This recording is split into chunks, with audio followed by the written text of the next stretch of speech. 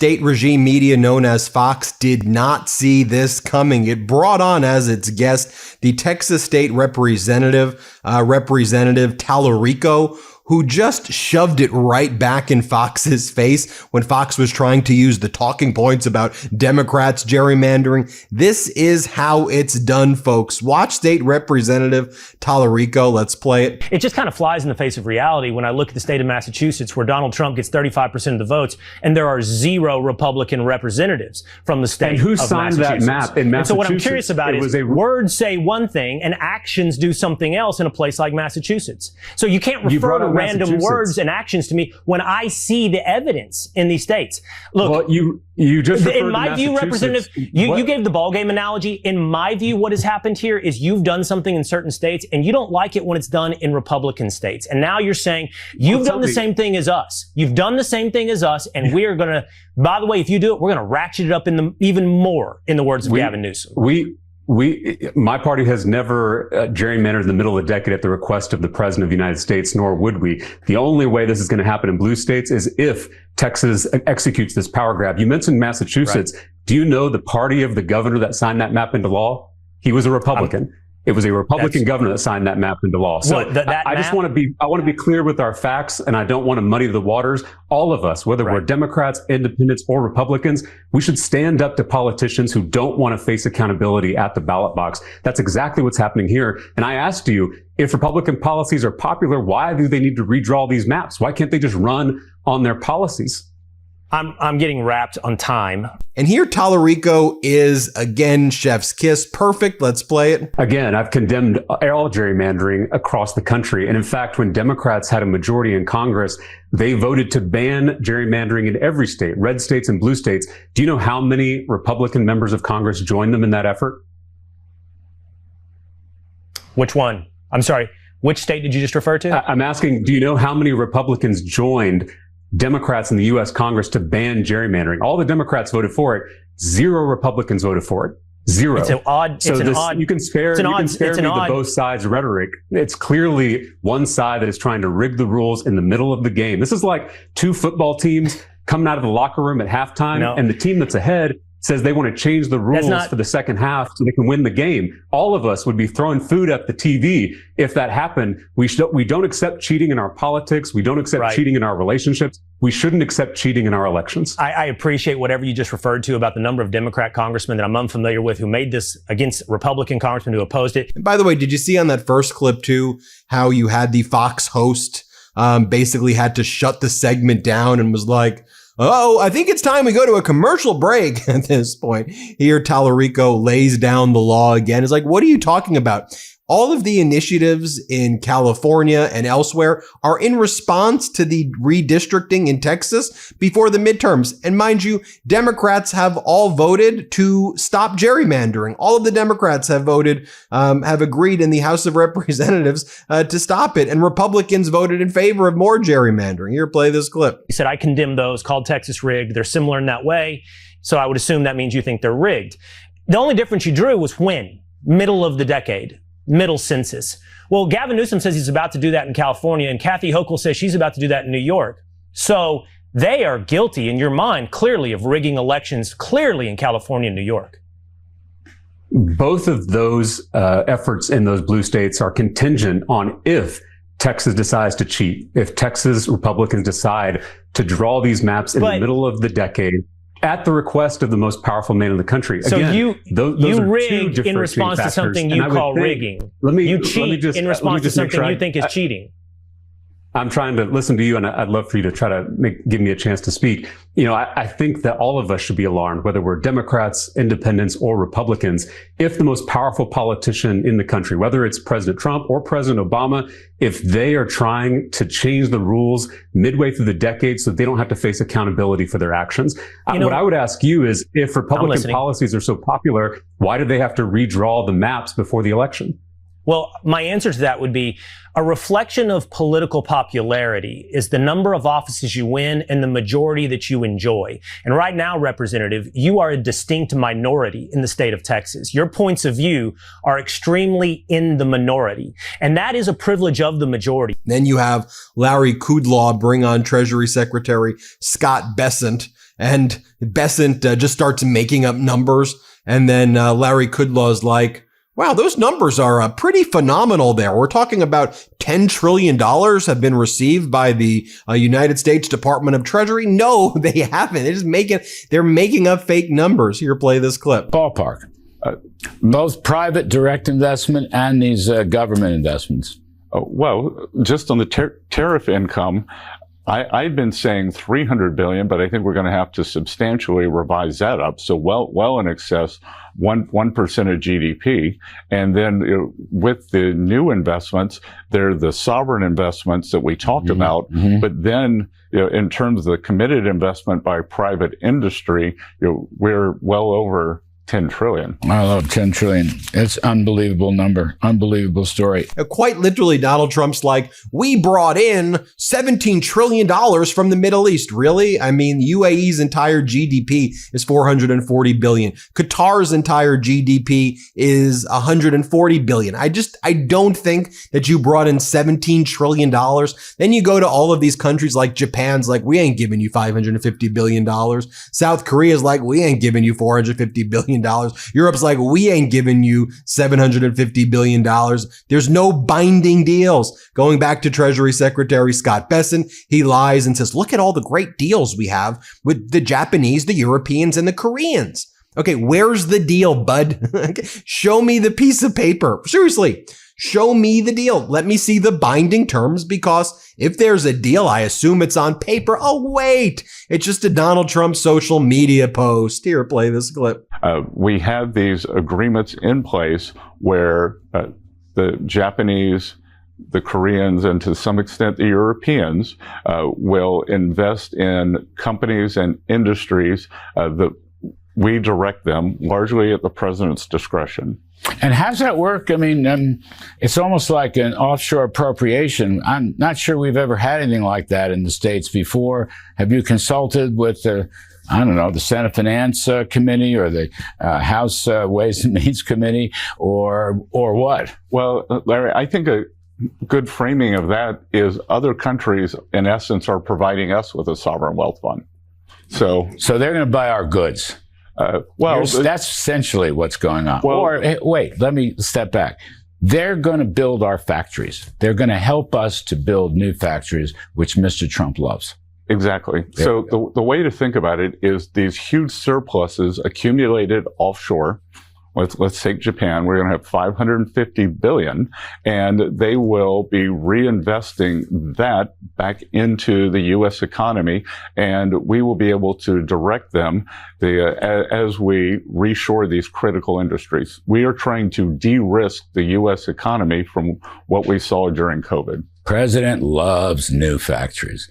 He'll take rehabbed old factories, but he loves new factories. And then Treasury Secretary Scott Bessent gives away the game right here about how Donald Trump and his regime have been, engaging in an abusive process with the court, basically requesting all of these stays to pause everything regarding Donald Trump's unlawful tariffs against the world until the Supreme Court finally rules. And the hope is that the United States will be so utterly destroyed by Trump's tariffs that the Supreme Court will be fearful of declaring Trump's policies unlawful. He just gives away the game plan here. Play this clip. And as you just announced earlier, Wall Street hit a new high. And within the next year, 2 years, Main Street's going to hit a new high too. Okay. Some bits and pieces here. If the tariff court wins on appeal, you got other ways to put this trade and tariff policy together? Well, Larry, good framing here would be if the tariff court rules against us, it will immediately be enjoined. So the tariffs will likely continue. Then it will go to the Supreme Court in October. Then we would expect a ruling in January. But I tell you, Larry, the amount of money that's coming in here, I think the more deals we've done, the more money coming in, it gets harder and harder for SCOTUS to rule against us. So then Fox brings on Sean Duffy's wife, Rachel Campos Duffy. She's a host on Fox. And Sean Duffy always brags about how she cooks him tacos. He's like, Taco Tuesday, everybody. Hashtag Latino husband or Latino wife or whatever he says right there. Like he thinks this is all some funny like reality TV show. And here she talks about, she goes, you know, all of this pearl clutching about Donald Trump sending the National Guard into Washington, D.C., even though crime in Washington, D.C. is at a 30-year low and red states have far much more crime than Washington, D.C. She goes, but where was the same pearl clutching when we sent the National Guard in on January 6th? Rachel, you didn't send the National Guard in on January 6th. Trump didn't. That's one of the main points here. Here, play this clip. And you can do, DC is small. If if President Trump solves this problem, it's going to send shockwaves to people living in Chicago and New York City who are being told to just accept what's happening as the new normal. But all this pearl clutching over the use of the National Guard is absolutely ridiculous. First of all, you and I both know that, they used the National Guard on January 6th to stop people from protesting. Yeah, but there's no accountability or repercussions for just saying the most false stuff like that. But, she just doubles down. Every talking point is a lie. Like here, she says that, Gavin Newsom used the National Guard to enforce his COVID rules. No, he didn't. The only time the National Guard was used by California Governor Newsom in 2020 was to deliver humanitarian aid to feed starving people during Donald Trump's first term, when Donald Trump's lockdowns and Trump's mishandling of COVID resulted in over 7 million deaths worldwide, millions of deaths in the United States, while Donald Trump said that it was an A+ job by him and that it was never going to hit our shores. Gavin Newsom just used the National Guard just to give food to starving people during the first Trump administration. Play this clip. But also, don't forget, in California, Gavin Newsom used the National Guard to enforce COVID rules. I had pictures sent to me this morning by Representative Shannon Grove. She's a state representative in California, perhaps one of their best. And she showed me photos from a protest of Christians who were out protesting during COVID saying, don't lock us down, don't kick us out of our churches. And what did Gavin Newsom do? He sent his National Guard to intimidate them and also to enforce their stupid social distancing and masking rules outside. Right. So spare me with the trouble with the National Guard. This is exactly what the National Guard should be doing. Gavin Newsom uses the National Guard and law enforcement to ensure that law-abiding citizens don't socialize. President Donald Trump has now used it to ensure that law-abiding citizens don't get your car jacked by criminals. So then Fox brings on Senator Kennedy from Louisiana, where there's a massive crime problem. The crime in Louisiana far higher than in blue states. And then Kennedy, he has this fake accent. It's not, if you go back and watch videos of him from like 20 years ago, his accent is made up. Like everything's fake about this MAGA Republican Party. And he goes, I see all of this crime everywhere you go, DC's the most dangerous city in the entire world. No, it isn't. Stop lying. You are literally a liar. Play this clip. It's a start. Brian, here's what I see. Here's what I think most Americans see. I see a proud American city, our nation's capital, in trouble. It has a crime problem. And if you don't believe me, then carry your happy ass down to 8th Street or Columbia Heights or the Navy Yard or Brentwood, 9 o'clock on a Wednesday night, and walk around alone and see what happens. But what John Kennedy wants you to know, no relation to the actual Kennedy family, is he goes, the real problem here, I see all of them movie stars with them Harvey Weinstein, with the Harvey Weinstein fella. And that's what the problem is. I'm like, dude, what are you talking about? What words are coming out of your mouth? What ridiculous. And by the way, Donald Trump was Harvey Weinstein's friend. Donald Trump was Epstein's friend. Trump was friends with all these people. Here, play this clip. And finally, I see world-beating vacuity and stupidity. I see movie stars and pop singers who partied with Harvey Weinstein. I see the tofu mob with their NPR tote bags and their organic broccoli. And I see many of my Democratic friends who in response to said president foam at the mouth and have their 19th nervous breakdown. And instead of thanking the president or saying, good idea, they accuse him of undermining democracy. Yeah.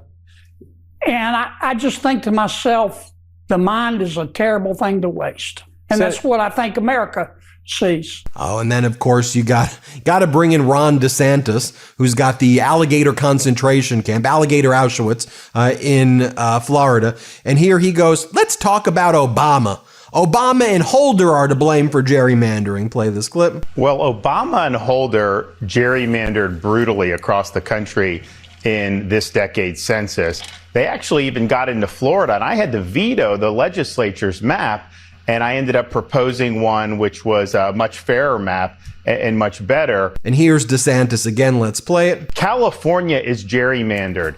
They have a commission, but that's a ruse. They have Democrats on the commission, liberal independents, and liberal Republicans. And so their map now is gerrymandered, and Gavin wants to do it even more. But of course, no Fox day is complete without talking about Sydney Sweeney, everybody's biggest issue that they've made up that liberals are mad about. Oh, we're so angry about Sydney Sweeney. I think we're mad that things aren't affordable, that inflation is surging, that wars are raging across the world, that healthcare costs are rising, that education costs are rising, that Donald Trump has destroyed the economy, that unemployment is surging, that Donald Trump is meeting with Vladimir Putin in Alaska and he's calling Alaska Russia.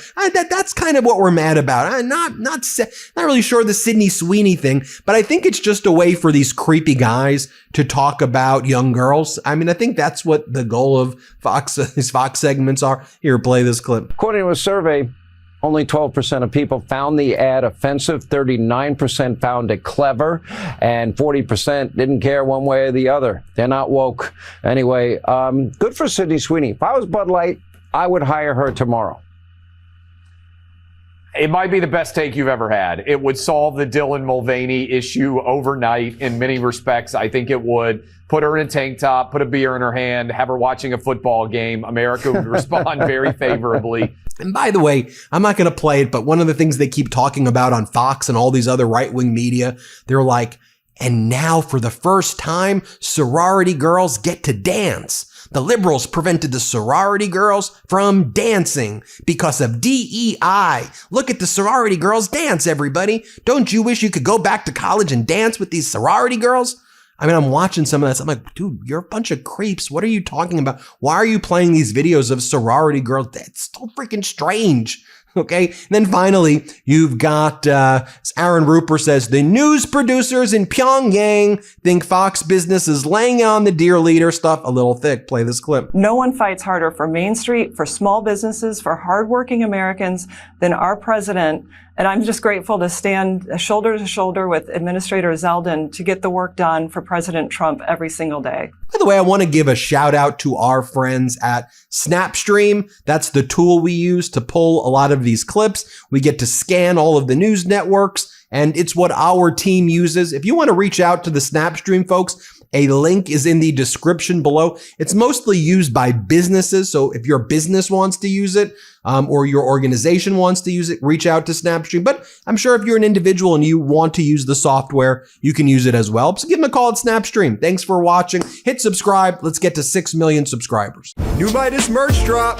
Check out the latest pro-democracy sticker packs, t-shirts, hats, sweatshirts, and more. All at store.MeidasTouch.com.